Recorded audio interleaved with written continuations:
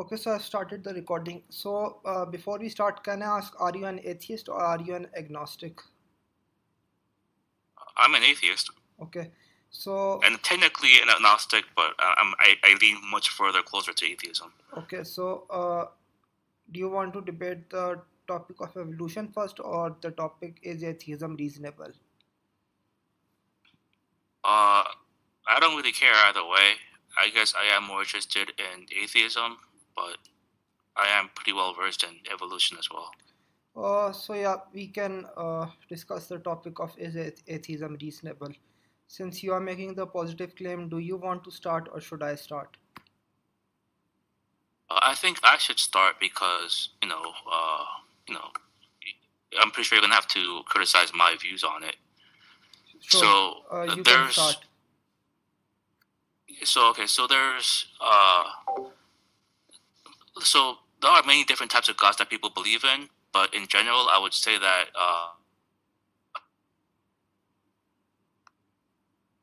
the God would be have one of the omni properties of omnipotence, omniscience, or omnipresence. Optionally. For me, I would say that the reason there can't be a creator God is that something can't come from nothing. For for something to have you know for something to exist, it either must be just rearranged from what already exists, in which case I wouldn't really consider that a god. There's other stuff that exists eternally aside from God, and I don't think it logically makes sense for non-existence to somehow come into bring forth existence, and that's why I don't believe there's a creator God. As for the other side, why there can't be a omniscient God or omnipotent God, obviously being omnipotent leads to logical issue. I'm sure you've heard about the omnipotence paradox, where if God can do anything, then God can create logical contradictions, such as creating a rock so heavy that even He cannot lift it, then lift it. And if you don't, and if you limit God through logic, then you still have the other properties. Like if something is true, like the Earth exists, then God can make it not exist, or God can change the past so that the Earth never existed. That doesn't contradict logic, but I don't think that God can make what is true untrue as well. So you have to limit God to what is true of the world that we live in. And if you keep going down that path, then you essentially have a God who's limited not only by logic but also by his nature. Like some believe that God cannot lie because God is a truthful being. Then that's another thing that God can't do. And then eventually you go to the point where you run into the make ear paradox. A dog, who when he scratches his ear is doing everything that is, within his power, that is logically, sound and does not, and is limited by his nature. And a dog just scratching his ear, if that's a god, then what isn't a god?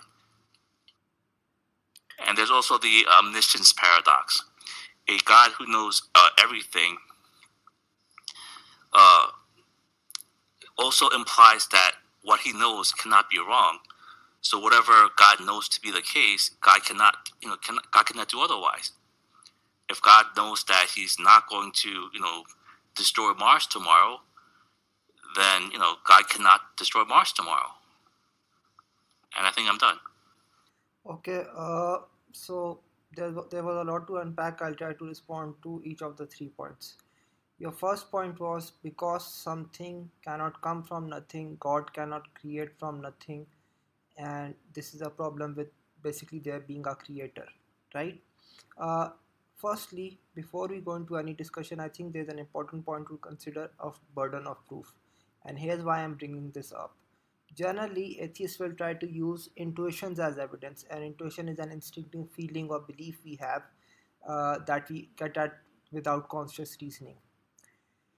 Here's the problem with using intuitions as evidence. If intuitions are being used as evidence, well, then there are psychological studies that show belief in God is intuitive, belief in life after death is intuitive, the premises of the Kalam are intuitive, the principle of sufficient reason is intuitive. If intuitions are evidence, the atheist will have to take the burden of proof in all of these things.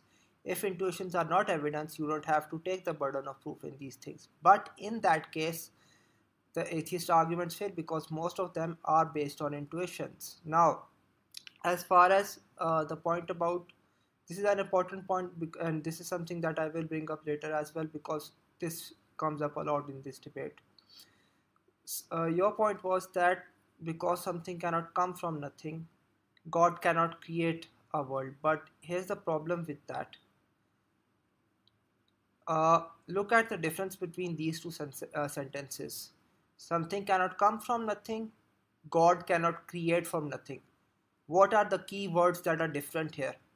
In one case, it is coming from nothing. In the second case, it is creating from nothing. These two are different things. In God creating a world, let's say it is from nothing or from something, right? In that case, there is causation involved. Uh, there is still causation involved. In the case of something coming from nothing, there is no causation involved, so they are two fundamentally different things. Moreover, if intuitions are being used as evidence, then the burden of proof would have to be on the person arguing against this. Now, you don't have to use them, but that will cause problems with your argument as well. Now, your second point was that because God is all powerful, that leads to paradoxes such as God cannot create a rock he cannot lift, right? And there are other paradoxes like this. Here is the problem with this argument. Most Christians and most Muslims, I am a Muslim, we do not believe that God can create a rock that he cannot lift. This is not in our beliefs, and this is not something I'm just making up right now. This goes back to 1,000 years and further. Like this, we do not believe that God can create a rock he cannot lift. There is, if you are arguing this, you are not arguing against Islam or even Christianity. If you are arguing against many Christians, they would take this position as well. The problem, the entire discussion we will have in this regard is what constitutes omnipotence, right? Or being all powerful. I would define it as being able to do all possible things. You will define it as being able to do all things possible and impossible. Now we will have a linguistic difference in this regard, but there will be no difference of the belief. Like that, there is no argument there. Your third point was because God knows all things, right? He cannot. Actually, I'll let you respond to the first 2 points, and then you can repeat your third point as well. Okay, so the idea, I'll start with the first one, which was about whether something can come from nothing. And you seem to think that it was from intuition, but I believe it's actually more to do with our observation of the world itself. For example, if you take a vase and you break it down, it doesn't disappear, it just breaks up into smaller particles. And and I guess if you are deep into physics, that's sort of the case of matter as well. If you were to break down matter, they become, energy fluctuations within the quantum vacuum. It doesn't disappear. The idea that the things that exist today are made up of all these, particles and energy fluctuations. If you were to go back in time, they don't disappear. It could only happen in rearranged for them to exist. If they didn't exist before that, it doesn't really matter if there's a cause or not. The idea that God can make non-existence into existence itself is problematic. And for the second point about omnipotence, now to say that Muslims don't believe that their God can do anything, that's fine. But that leaves the questions of what do you consider possible then? Is it possible for you to lie? Then can God lie? Okay, I'll try to respond to both points. Firstly, you said, from what I gathered regarding the first point, you said that that this is not based on intuition, this is based on experience, and Basically, then the Occam's razor comes into play, that this is we experience, this is the simplest explanation, and hence it's likely to be true. Even if you base it on experience, I don't think you have a point in this regard, and there's a reason why. Firstly, you said that the further back in time we go, there is fluctuation, energy fluctuations, and there is changes, etc. Right? That is to a point. That is until the universe begins to exist, right? When the universe begins to exist, then these things come into exist. Now, you can challenge that, and we can debate the topic of a beginning of the universe, right? But your point is assuming there is no beginning, or but if there is a beginning, then the fluctuations itself come into exist. But there's another point to be made in this regard. I think you are assuming materialism, namely that all causes are material causes, that the further back in time we go, basically the causes are always material, the change is always a material change. This is false, and actually I can argue now. Here's Before I give an argument for this, keep one thing in mind. There is nothing counterintuitive about this. This is not based on intuition. You can make a point about Occam's razor from this, but it's not from intuition. So if Occam's razor is being used as evidence, you can say the burden of proof is on me to show that there are no that they are immaterial causes. Well, I'm happy to take the burden of proof in this regard, going with Occam's razor, because I think there is evidence of immaterial causation. And I'll give two examples of this. Firstly, the human mind. Now, there's a big discussion regarding this in the philosophy of mind, but there are a lot of things about the human mind that simply are not material, and or they can be shown that can be challenged as being material. But let's ignore that for a minute. The main reason materialism is false, or that all causes are not material, is basically near death experiences. There's a lot of literature on this, and I can give examples and references if you like. But basically, what we have found with near-death experiences is even when people are dead, their material bodies are dead. For instance, there is no blood in their brain. Uh, all the medical signs are showing they are dead, temporarily dead for cases of surgeries or operations. Right? There is evidence from their reports, and this is something widespread. This is not something controversial nowadays, that they have consciousness, because the person who is clinically dead, they actually remember things from the time they were dead, and these things couldn't have been known unless they were conscious at the time. There's a vast amount of literature on this topic of near death experiences, and I can give a reference if you like, but I think that's a clear cut refutation of the claim that all causes are material causes, because I don't think they are, and I think near death experiences prove that all causes are not material causes. You can respond to this point, and then I'll go into then we can discuss the other points. So you said these people were dead. So do you believe that they were somehow brought back to life? Well, they were clinically dead. Like, I can list multiple signs, but one of the signs of them being dead was all the blood was removed from their brain. They were clinically dead. All the medical signs were showing this. And so when they say all the blood was removed, I think they're speaking hyperbolically. They're saying that there's enough blood for some stuff to function. It's just that most of it or some of it was removed. No, all of it was removed, and you can Because continue.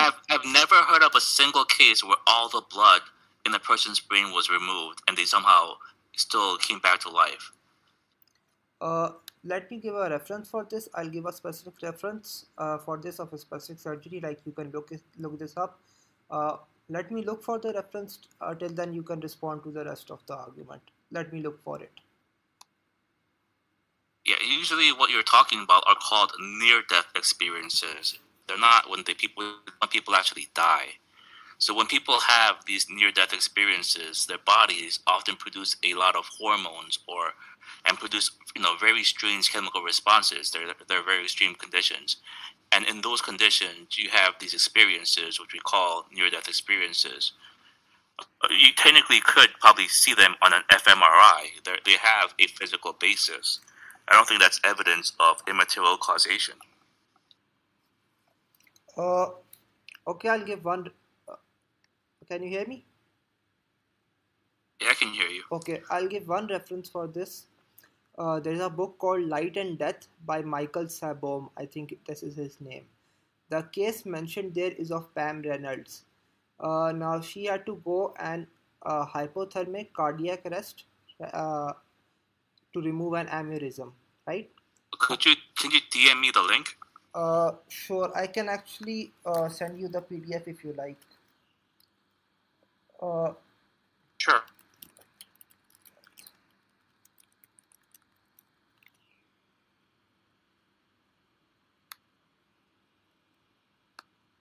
Her case is mentioned on page 72. I link the. How much of the blood was removed from her brain? What it's saying there is all of the blood was removed from her brain. One more thing that's mentioned there, and this is an exact quote. Pam's brain was found dead by all three clinical tests. Her electroencephalogram was silent, her brainstem response was absent, and no blood flowed through her brain.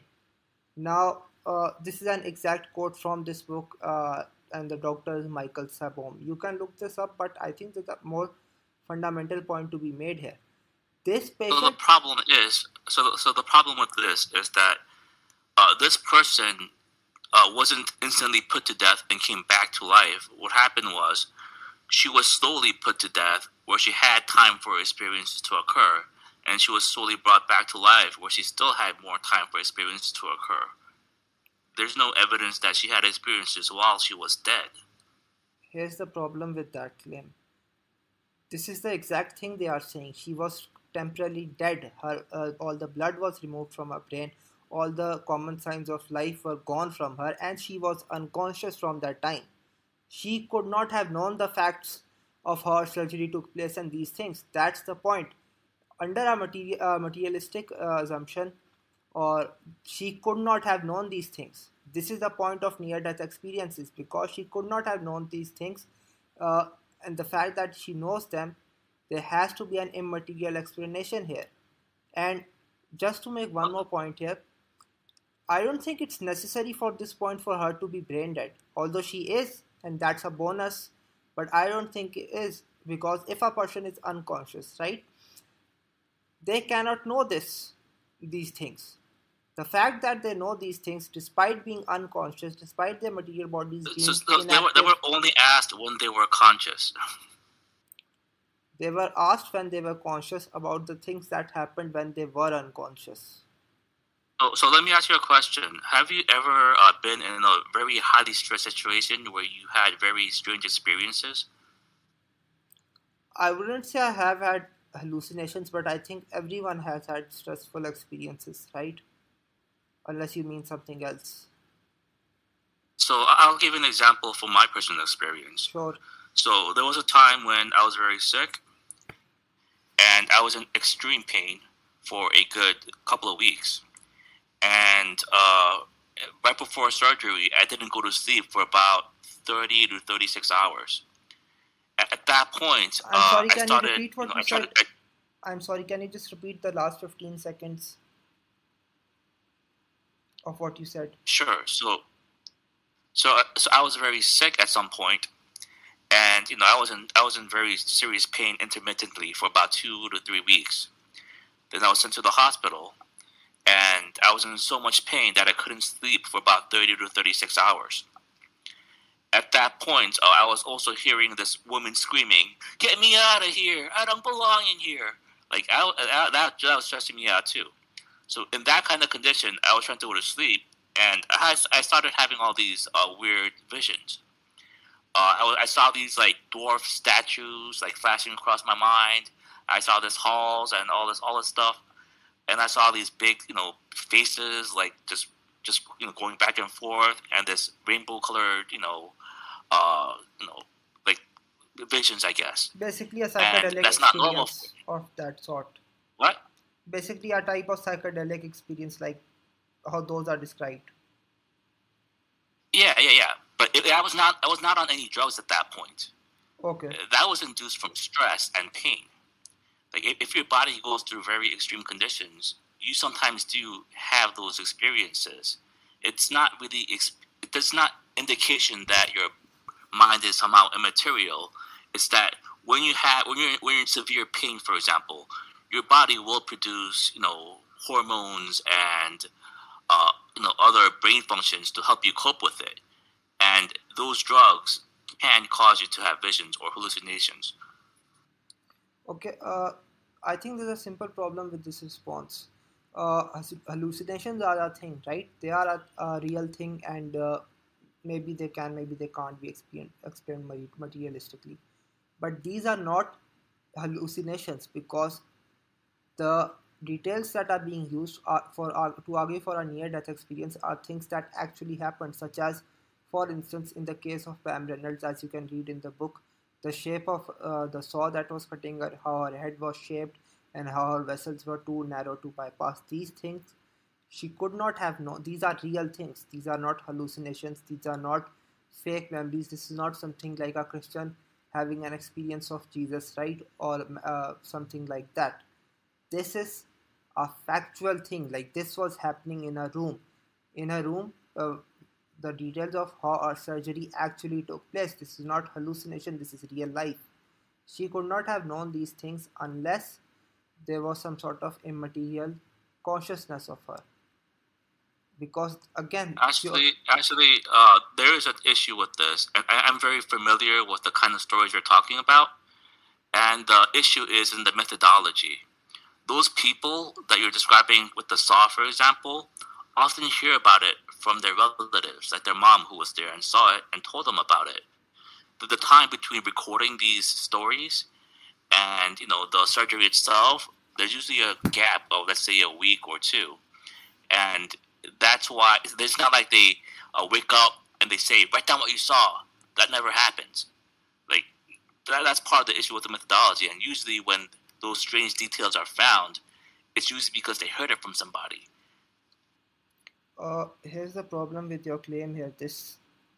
The phenomena of near-death experiences, this is something that is widely established. This is used in peer-reviewed literature, and this is science. This happens all the time, and for you to just say that the reason that people know these things is because others told them, this just doesn't make sense. Because then why are all these doctors, why are all these people engaging in peer-review research?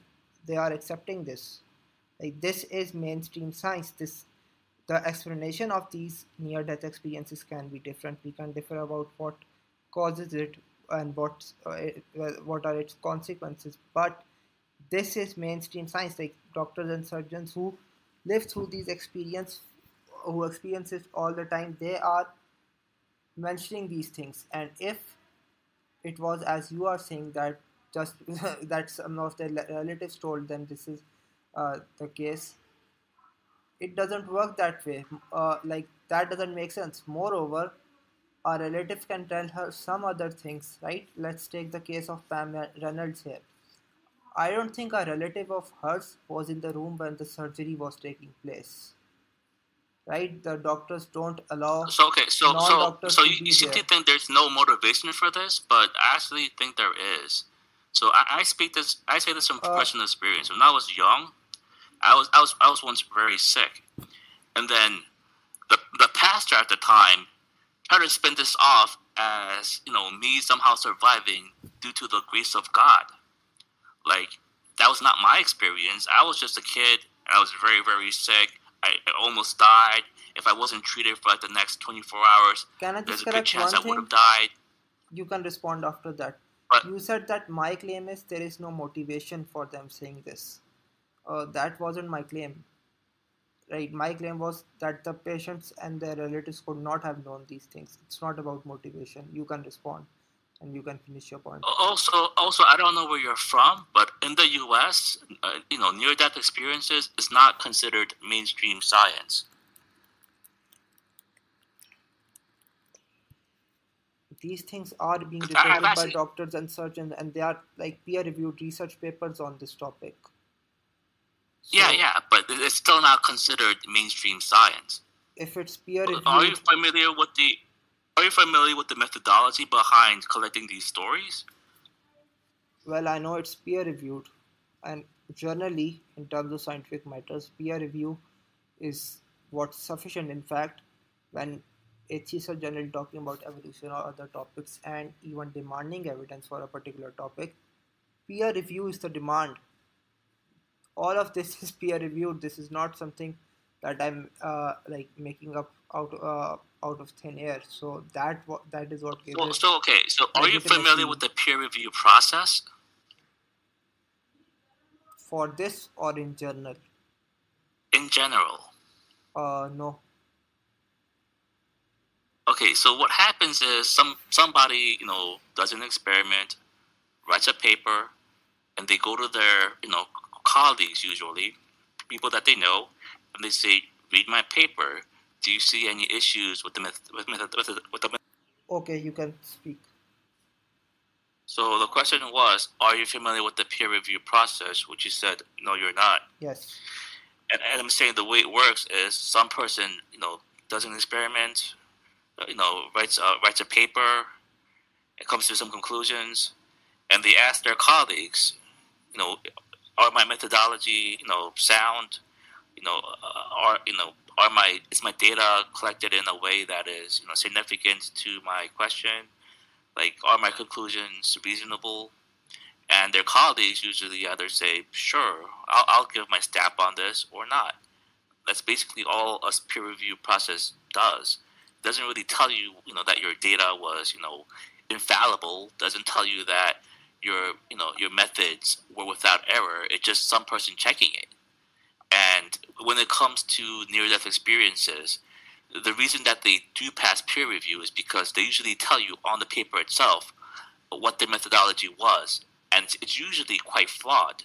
But because they're honest about it, they still get a pass. For example, like when you talk to a person who had a near death experience, and you collect the data for it by asking them, "Oh, what was your near death experience?" About a month later, that's a fine way of collecting data. Like scientists don't have an issue with that. But what the problem is that leaves you to flaws in the methodology itself, such as their relatives telling them what happened while they were unconscious, in this case, or their relatives describing how the room looked while they were having their surgery. And so all these possible, or even or the patient, having seen videos of what the surgery would entail before they have the surgery itself, these would affect what they would describe after the surgery. And those details are often not, in the paper itself, but often, would affect what they would say after the surgery. Okay, let me respond to these points because these are important to address. Firstly, you said that peer review is just one person does it. Some people just basically you didn't use the word, but you were implying rubber stamping of some sorts. I don't think it works like that. Moreover, these when peer review process is taking place and these are being published in mainstream journals, it's not just a colleague rubber stamping their study of their colleagues. This is something that is checked over and over again, and that's why it is peer reviewed. And if we were going with your definition of peer review, we would have to throw all science out of the board, such as, for instance, evolution and all the other stuff. Actually, have you heard that like 60 to 70% of psychology experiments are not reproducible?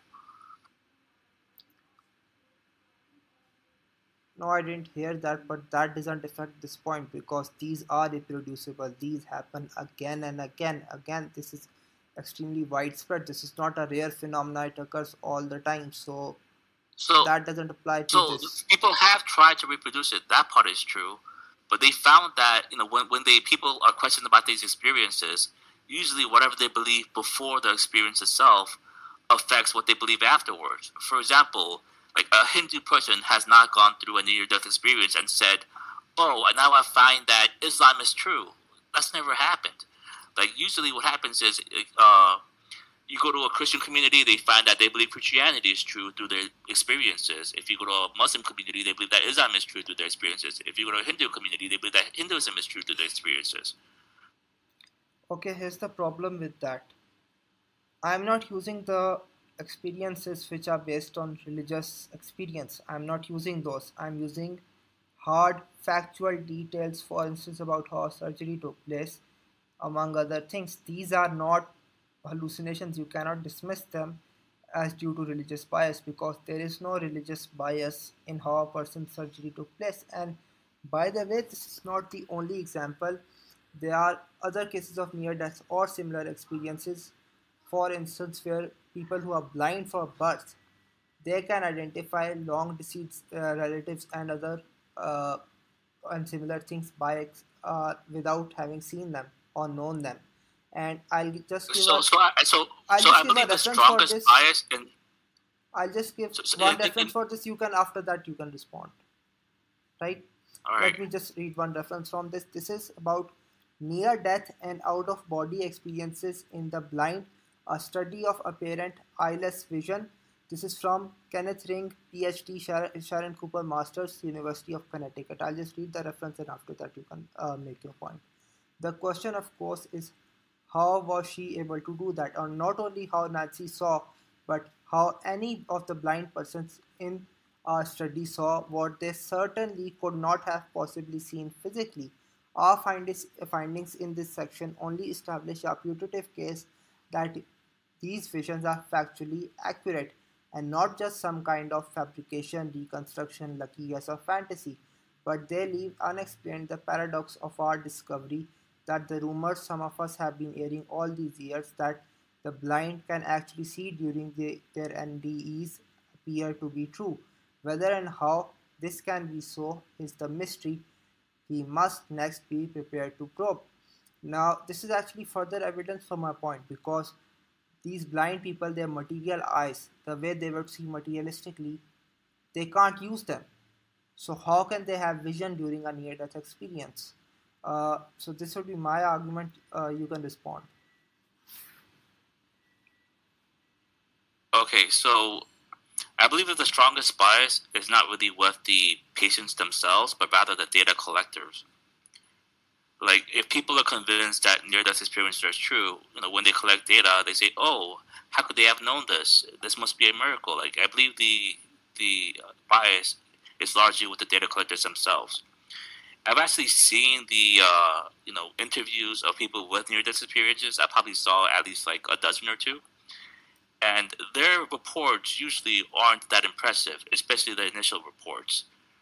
Like, they might have some details in there, but they're not like crazy. Like, you never seen somebody say, "Oh, I had near-death experiences, and now I figure out how physics works, and I have all this, I have this new equation that describe how reality works." Like, you never get anything significant from a near-death experience. All they really have is stuff like, "Oh, I was like in a white space, and it was very bright, and I was reaching for it." Like, those are the kind of stuff they say. You don't really get something that's that miraculous, or even there's actually very few accounts of out-of-body experiences, and I've never seen one that actually had a robust methodology. They usually have like a handful, maybe 5 people who said they had out-of-body experiences, and their out-of-body experiences is more like, "Oh, it felt like my consciousness left my body," and they can't really describe what they saw. And if they are able to describe what they saw, there's usually at least a couple of weeks between when they recorded the experience and when the experience actually happened. I think there are multiple problems with your response here. Mainly that there are numerous examples of this. It's not just one or two cases. This is all over the place. These are numerous examples. Firstly, So second, let me ask you this question then. All these examples, were any of them recorded within a day of the experience? I think there were. I think the example I gave of Pam Reynolds, like the interview was conducted pretty soon. I think they are, like, otherwise these studies won't be making the claims they are making if they were taking the if they were like done so late from the events. Firstly, let me just respond to the other 2 points you made. You were saying that these examples are not really impressive and that they don't tell us, for instance, they don't solve a particular theorem or something, right? There is one like fundamental problem with your claim, and there are other issues as well. But the fundamental problem is that what is significant or impressive to you or me is subjective. You cannot come up with a random criteria, right, regarding that they need to give some theorem or something and then expect anyone else to take that seriously unless some justification is there for it. This is just a subjective criteria, firstly. Secondly, if we are going by, I think a more objective, a better way of doing this is by checking those patients for things that they could not have known under our materialistic assumptions. Blind people who have been blind for birth, knowing details that they could not have known unless they were blind, that seems a clear-cut evidence. That seems quite impressive. Again, you can say it is subjective either way, but at least there is some objectivity in what I am saying because this is something that those people could not have known. And moreover, again, I just disagree with the point about peer review you were making, that this is just something that you were basically hand waving away. This is done in numerous cases. There are university professors, scholars doing this, and I don't think you can dismiss it like that. Moreover, the same would be true in cases of evolution or the multiverse or the things you're mentioning. So I don't think you can just like you can cherry pick science when you feel like it and discard it when you don't feel like it. I think they both need to go.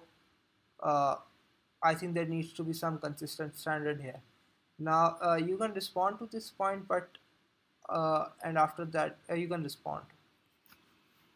So I would say that there were university professors evaluating this, but the conclusion that we've reached so far is that there isn't sufficient evidence to prove that your brain functions outside of your mind or brain. Who reached this conclusion? So, are you familiar with neuroscience at all? I'm a little bit familiar with it, but using neuroscience is problematic because one thing, it assumes materialism. It's not proving anything in this regard because it is assuming materialism in the first place. So So that's using it would be when you circular. talk about science, you can only evaluate the material. We don't have a method to say, oh, the immaterial works in such a way, and we can evaluate it with this methodology. We don't have that. We only evaluate the material.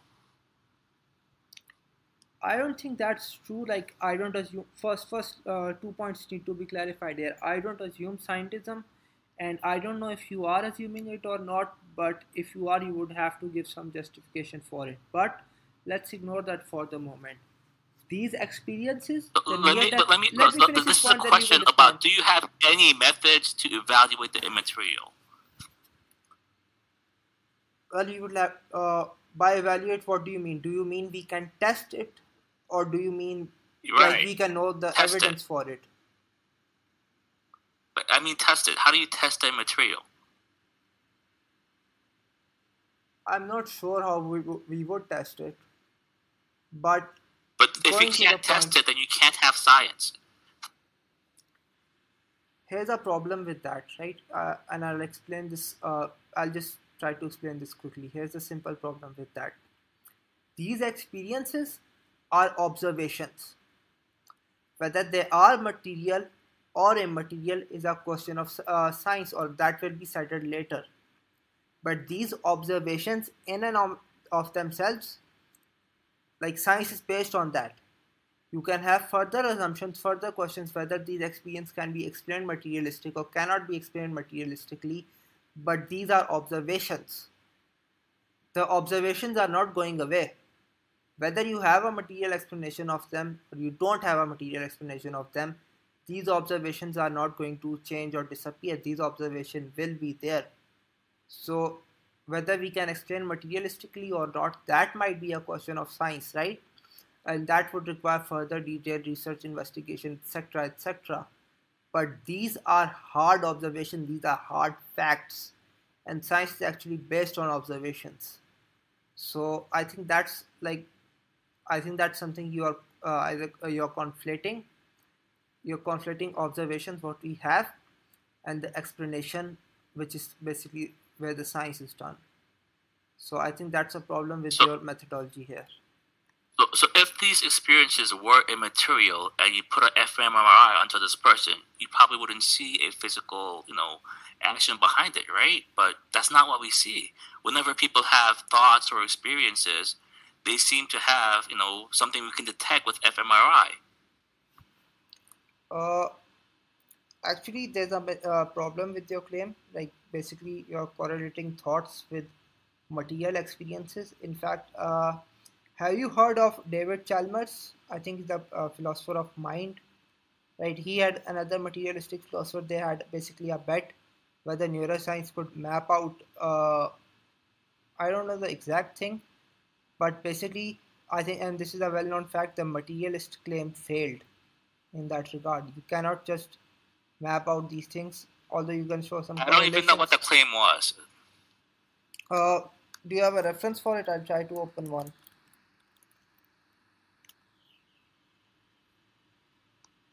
I mean, the thing is, when we see these experiences, we see the chemical reactions occurring in people's brains. So I don't know why you would assume that they're immaterial at all. I think we have gone to a different topic. We were discussing near-death experience, and now we have gone to neuroscience of mind, because here's the problem with that. Even if you could map out everything, even neuroscience, if neuroscience could give perfect explanations of all these things, right? Near death experiences are still evidence of immaterial, because in those cases the mind is dead. There is no blood in the brain. All the signs of life are gone. So I think we have We basically would never conflated question two somebody in different that things. state. Yes, we can question them after that stage of knowledge of that, the time when they were dead. But then between after they've been dead and after they've been resurrected, they have time for experiences to occur in that period. So it basically makes your data unreliable as evidence that you can have experiences while you're dead. I'm sorry, can you repeat what you said? I got a bit confused. Can you just repeat the last 20 seconds? I said you can't ask somebody while they're dead, and if you're asking them after they've been resurrected, then between the time they've been dead and after they've been resurrected, they've had time for all these chemical reactions to occur, and for their brains to be basically pumped with all these chemicals, and in that period they could have very strange experiences. So So in, are you saying that the chemicals can give them knowledge of what happened during the time they were not dead? knowledge but experiences. The chemicals can give experiences. For instance, Yeah, like like, for example, have you ever had like visions in your brain while you were asleep or near asleep? No. but those are You hallucinations. never had dreams? Let me just say one thing. This is currently a one-on-one discussion, right? So kindly, no one else interrupt, right? Just do us a favor, don't interrupt. Uh, can you repeat your point? I'm sorry, I forgot your name. Bait, was it? Yeah. Okay, So just let me give a different example then. Let's say that you put a person into an empty room, and they say that he can't have anything while he's in the empty room. And he comes out of the room where there's a lot of stuff. He picks something up and says, "Oh, I found this in the empty room." okay. How does that relate to our example? So I'm saying that this person is in a dead state where they don't have experiences. They come out of the dead state where they have a bunch of experiences and say, "Oh, I had these experiences while I was dead." Except when they were dead, they could not have known, they could not have experiences, and when they are alive, they would have the experience when they were alive. The experience that they would have when they are alive. They wouldn't have experiences of the time they were dead. What you are basically saying is somehow magically when they were dead, the experience, they would have those experiences again in a sense when they are alive, or they would somehow gain knowledge of the experiences when they are alive. But that's extremely incoherent. That doesn't make sense. I'm saying that when you have these near-death experiences, you don't have evidence that they're having these experiences while they're in the near-death state. They could have the near-death experience, come into a point where they're not near death, have this experience, and tell people, oh, I had these experiences while I was near death. The events, the experiences, right? For instance, let's take the example of Pam Reynolds. When she was brain dead and surgery was taking place, right? Her experience of, she had no experience of those events. Those, she could not have known those events materialistically because she was brain dead. And when she was alive after that, when she was brought back, right, resuscitated, then she would have experiences of those times. But she would not have experiences of the time she was dead. Do you have a timeline about when they questioned her and stuff like that? I can link a reference for this. I think the interview.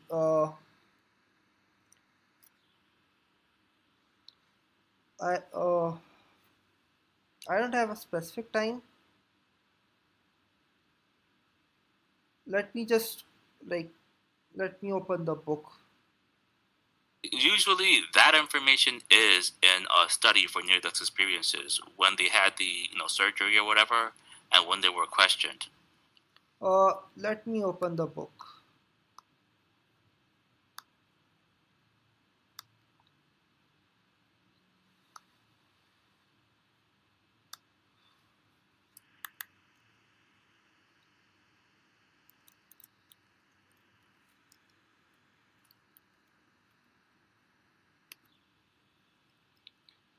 Uh, I've opened the book. I'm looking for the specific dates. So the study, it's called the Atlanta study, right? What I can find from this. Okay, so here I have some timeline. By 8:40 a.m., Pam's entire body, except for her head and groin, had been blanketed with sterile drapes. Over 20 doctors, nurses, and technicians had scrubbed in. Forward.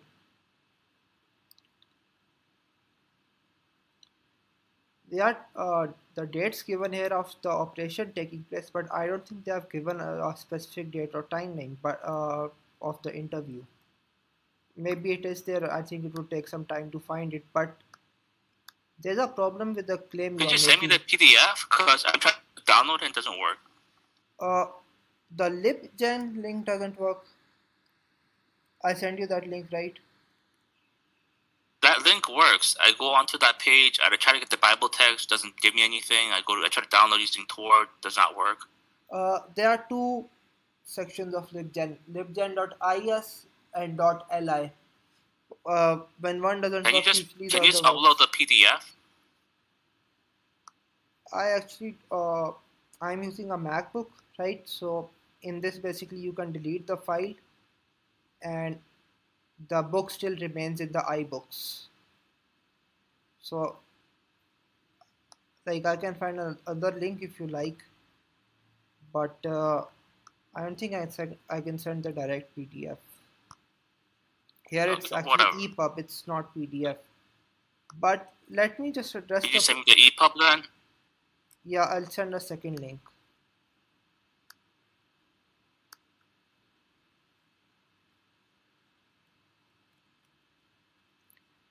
I've shared the link, but let me just address a problem with the claim you are making. You are saying that all of these near-death studies, right, near-death experience studies, and all of the doctors are reporting, and all the peer-reviewed literature you are reporting, and what you are saying, all of it is flawed because the interviews are conducted in a manner in which the patient could gain knowledge of these things from basically relatives or some other way. Here's the problem with that. All of those doctors, all of those researchers are saying explicitly that this knowledge could not have been gained from another way. So I think you're questioning their So methodology, what's but the? all of them are I don't. So okay. Respond. Yeah, you can. they say that. Then what are you saying? You are saying that the patients could have gained these knowledge in other ways, right? That is what you are saying. How would they know that? How would they know what? Did these people? Did these people else between the interview and their experience? Your voice was. Are they sure that are they sure this person didn't see another patient having a surgery before their own surgery? Like, if they did, then they would see that, that no. Your voice is cutting up. The details that you mentioned for saw Wait, that patient could have is seen cutting up. another patient, you know, be under that saw, or they could have gone online and looked at it. They could have also heard about it from their parents or whatever. Like, are these collection of interviews so robust that they're asked before they interact with anybody else? Firstly, there are a couple of problems with your claim. Typically, when a surgery is being done in an operating room, right, there is only one patient. For instance, when a surgery is being done, there are about 20-30 doctors and there is one patient. There are no multiple patients in that room. Secondly, the relatives are also not in that room. So these things could not have been known by the patients or by the relatives. Thirdly, this is peer-reviewed literature. Like, if these problems were there, right, the problems you are suggesting, that this person, person who is being operated on could have found out by other means, then what's the point of peer review? Then peer review would refute that basically in seconds. I think you're just throwing away the entire concept here's the of thing. You peer seem to put a lot of credibility on peer review, but this is a problem. In the paper that they published, it is stated what their methodology was. Even if that methodology was not robust, so long as the methodology is, honest, then it can still pass peer review. Here's the problem with your claim. If there are flaws with the methodology, right, then that is pointed out as well in other peer review literature. And the peer review literature is not just analyzing the claims that are being made, it is also analyzing their methodology. And there are papers, review papers, that are constantly published which analyze the methodologies of the scientists or the researchers making the claim. So your point doesn't hold water because such methodological claims are also... You do realize that these, are being reliable than surveys. I'm sorry, can you repeat the last 10 seconds? Your voice was cutting up. The experience. I said these methodologies is more or less reliable than a survey. They're basically asking the patient, what did you experience? Yeah, they're asking the patients what did they experience, right? But the details they are mentioning, there's nothing that says they can't lie. lie. Here's the problem with your claim. How can a person lie about details of an operation taking place while they were unconscious? No, that's not what they lie about. What they lie about is who they heard it from.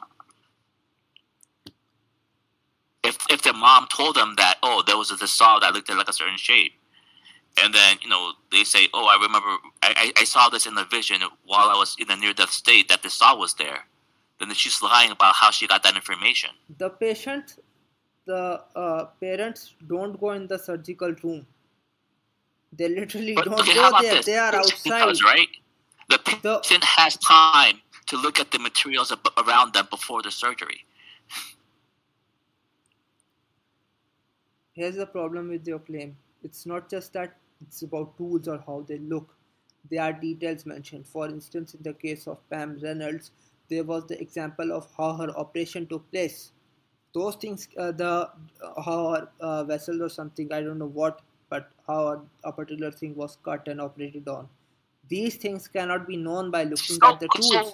For these yes, things, they you can. have to be I've had there. many surgeries. I've met the doctors and nurses to perform those surgeries, before and after.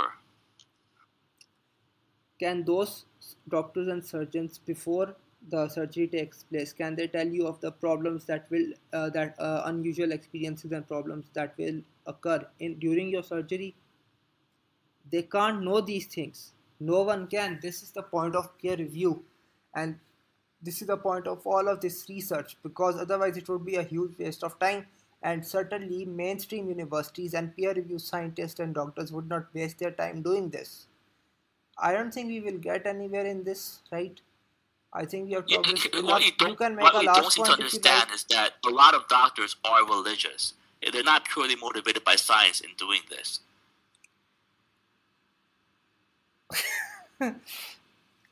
Here's the problem with your claim. Doctors are religious. Doctors are atheists as well. Everyone is reporting this, not just religious doctors. So, Do you have any atheist doctors who's engaging in this? well, just going by the statistics, right? I don't know how about a third at least, or maybe less than that are atheists. If that's the case, the general population is atheist, right? There will be many doctors doing this. Like, do you have any? Well, find one. I'm sorry, I didn't hear what you said. So then find one. Find an atheist doctor. Yeah, I could find. I could look that up, but I can do that later, and we can have a second debate on whether atheists are saying this or not. But there is a problem Sure. with your claim. You are assuming that peer-reviewed science and mainstream universities, they are operating based on religious biases, and to be honest, that claim is just nonsensical. Now, I think we have No, that is discussed. true. That is undeniably true. And I don't think anybody would actually deny that. I think most people will deny that, but we can disagree on this. If you want to make a final point in Wait, regards you to, think people would deny that these religious researchers would have religious biases when they conduct their research? that was not the point we were discussing. The point I mentioned was that mainstream universities and peer-reviewed research is being basically controlled by religious biases, or is being conducted based on religious biases. That is the claim most people will deny. What are you talking about? Have you ever heard about, what is it? There's an institute that stuff. The Temple Institute. Your voice was cutting up again. I don't know what's. Have you heard about the Temple Foundation? No. Can you foundation real quick? Do is they fund these religious and mainstream Here's a problem with your claim, right?